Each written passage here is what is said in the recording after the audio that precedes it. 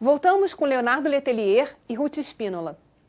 Uma das instituições parceiras da Cital e no processo de sensibilização dos gestores públicos sobre a importância de aderir aos contratos de impacto social é o SEBRAE. Para além do SEBRAE, como está sendo construído esse arco de alianças com outras instituições para apoiar e sensibilizar esses gestores?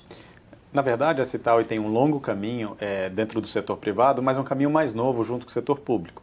O próprio contrato de impacto social é uma iniciativa que aproxima mais a gente do setor público. Então é muito importante contar com atores que já têm uma boa interlocução junto ao executivo, seja no estado do Rio de Janeiro, seja nos municípios, como por exemplo a FAPERJ, o próprio SEBRAE que você mencionou, para que ajude a gente a fazer com que a mensagem da chamada de contrato de impacto social chegue para os gestores públicos.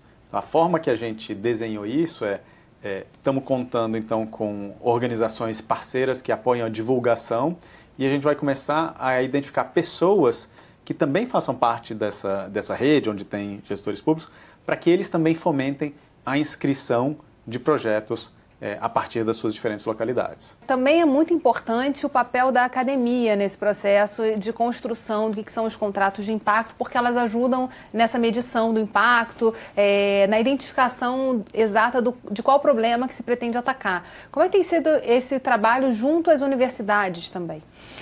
No Brasil ainda está muito incipiente, né? A gente está ainda fazendo grupos de pesquisa, rodando bases de dados internacionais para ver o que está se falando por aí. Como a gente não tem, né, uma iniciativa aqui no Brasil ainda rodando, ainda em nível de projeto, está sendo colocado aí na agenda, a gente ainda não tem massa crítica no Brasil em nível de efetivação, mas a gente tem estudos, grupos de pesquisa.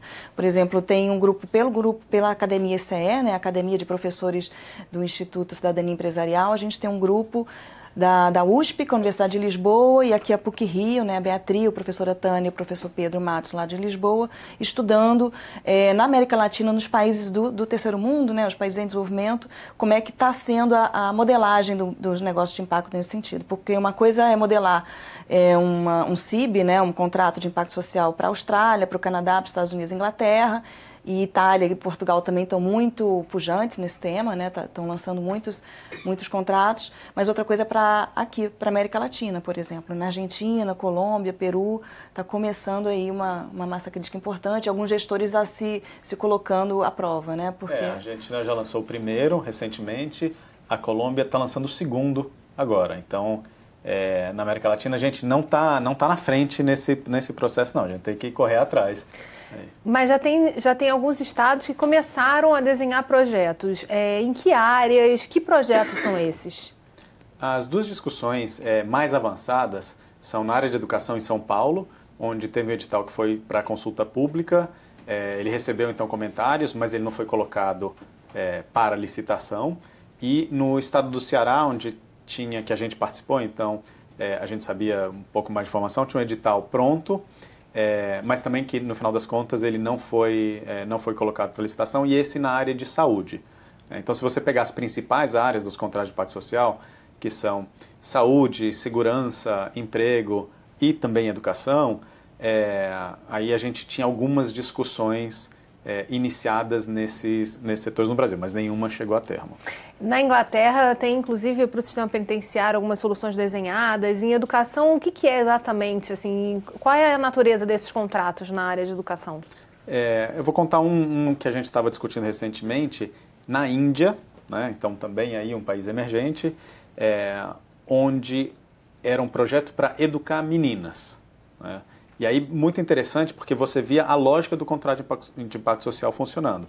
Então, eram 3 turmas, né, de meninas, depois a outra, e o resultado era inglês, matemática, principalmente. Os resultados da primeira turma não foram bons, foram abaixo do esperado. Na segunda turma melhorou bastante, mas ainda não tinha chegado no nível necessário. E na terceira turma, eles foram super bem, e aí, na média, eles atingiram a meta estabelecida e então os pagadores de resultado pagaram esse contrato, né, pela meta definida, e os investidores então foram remunerados. Esse caso específico ele é uma variância, né, uma variante do contrato de impacto social, porque ao invés de ter um governo como pagador, ele tinha uma fundação como pagadora.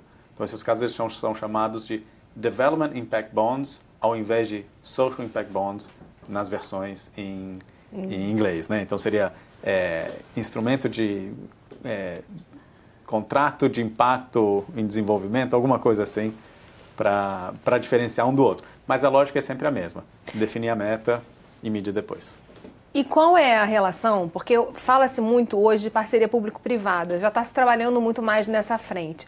Quando você fala de contratos de impacto social, você está falando de uma outra natureza que envolve investidores também dentro desse processo. Como é que funciona uma coisa e outra? Como é que a gente poderia, para o espectador que ainda não conhece essas experiências, explicar essa diferença entre parceria público-privada e contratos de impacto?